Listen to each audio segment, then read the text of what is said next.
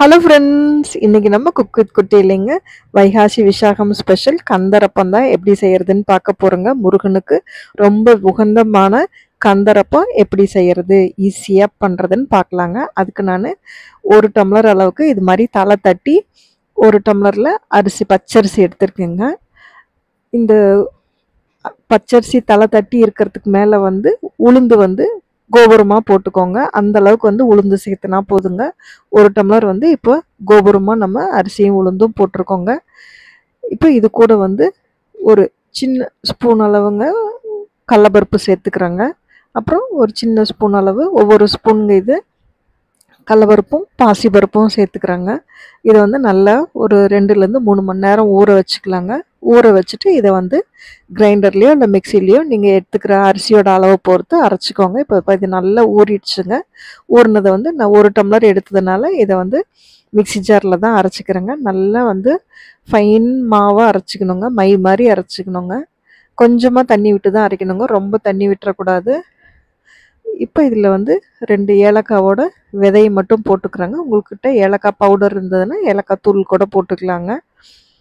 இது பாருங்கள், இந்த அளவுக்கு ஒரு அரை டம்ளர் அளவுக்கு தண்ணி தெளித்து ஃபஸ்ட்டு நல்லா அரைச்சிக்கிட்டாங்க. இப்போ 2 கைப்பிடி அளவு தேங்காய் போட்டுக்கிறோங்க. இது ஒரு 1/4 மூடி தேங்காய் இப்படி வச்சுக்கலாங்க. ஒரு டம்ளருக்கு அவ்வளோ போட்டோம்னா கரெக்டாக இருக்குங்க. இப்போ இதையும் நல்லா அரைச்சிட்டோங்க. பாருங்கள், இவ்வளோ திக்காக இருக்குங்க.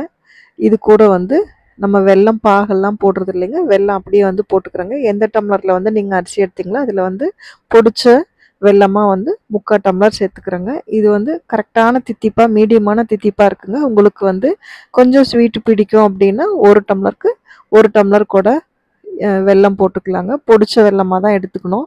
நம்ம பாவு காய்ச்சி கலந்தோம்னா நமக்கு இந்த மாவோட ஊற்றுற கன்சிஸ்டன்சி மாறிடுங்க. இப்போ பாருங்க, நம்ம வெல்லமும் போட்டு அதுலேயே அரைச்சிட்டோங்க. அதனால் முடிஞ்ச வரைக்கும் தூசு மண் எதுவும் இல்லாத வெல்லமாக பார்த்து வாங்கிக்கோங்க. இல்லை நாட்டு சக்கரை கூட இது மாதிரி போட்டு அரைச்சிக்கலாங்க. இது பாருங்கள், இதுதான் எங்கள் வீட்டு என்ட்ரன்ஸுங்க. பூஜைக்காக இன்றைக்கி விளக்கெல்லாம் எல்லா விளக்கும் பற்றியாச்சுங்க. உங்கள் வீட்டில் எப்படி வைகாசி விசாகம் செலிப்ரேட் பண்ணிங்க அப்படின்னு சொல்லுங்கள். இது நிலவாசப்படிங்க. எப்போவுமே வாசலில் மஞ்சள் குங்குமம் தடவிங்க. ஒரு எலுமிச்சம்பழம் டெய்லியுமே கட் பண்ணி வச்சுருவாங்க. நிலவாசப்படியிலையும் அதே மாதிரி விளக்கு வச்சுருவாங்க. இப்போ நல்லா பாருங்கள், மாவு அரைச்சிட்டோங்க. நம்ம அரைச்சிட்டு உடனே ஊற்றிக்கலாங்க. இது புளிக்க வைக்கணுன்னுலாம் அவசியம் இல்லை. எண்ணெய் நல்லா ஒரு வானிலையில் காய வச்ச உடனே, காஞ்சி எண்ணெய் சூடான உடனேங்க இதை ஒரு கரண்டி அப்படியே மெதுவாக விட்டிங்கன்னா பூரி மாதிரி அதே உப்பி வந்துடுங்க. உப்பி மேலே எழுந்தோடனே அடுத்த சைடு திருப்பி போட்டுடலாங்க. அவ்வளோதான். பாருங்கள், சூப்பரான நம்மளோட முருகனுக்கு உகந்த கந்தரப்பம் சூப்பராக செஞ்சிட்டோங்க. இது மாதிரி நீங்களும் செஞ்சு பாருங்கள். அவ்வளோ டேஸ்ட்டாக வருங்க. உள்ளே அவ்வளோ மேலே நல்லா கிறிஸ்பாகவும் உள்ளே அவ்வளோ சாஃப்டாகவும் இருக்குங்க. இப்போ பாருங்கள், இது நான் ஒன்று உடச்சி காட்டுறேன் உள்ளே எப்படி இருக்குன்னு சொல்லிட்டு. இது மாதிரி தான் இருக்குங்க நம்மளோட கந்தரப்பம். உள்ளே பாருங்கள், அப்படியே சொலையாக இருக்குங்க. நம்ம பேக்கிங் சோடா எதுவுமே போடலை. இது கூட நீங்கள் பழுத்த வாழைப்பழம் இருந்தால் கூட ஒரு பாதி வாழைப்பழம் சேர்த்து அரைச்சா இன்னும் நல்லா இருக்குங்க. அவ்வளோதான் நம்மளோட கந்தரப்பம். பாருங்கள், எவ்வளோ சூப்பராக ரெடி ஆகிடுச்சு. இதை முருகனுக்கு கொடுத்துட்டு நம்மளும் சாப்பிட்ற வேண்டியதாங்க.